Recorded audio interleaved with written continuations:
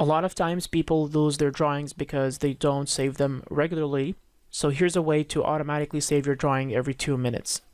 Type in the command line options, and then in open and save, under file safety precautions, make sure that automatic save is checked and type in 2 so that it saves every 2 minutes between saves.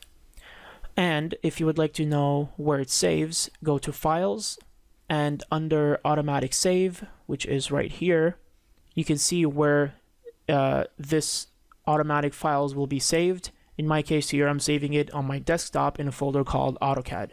But of course, you can change this by double-clicking on it and choosing another folder. So as you can see here, this is my backup file. And in order to use it, all what you have to do is just change the extension to DWG, and this will be converted into a drawing, DWG drawing.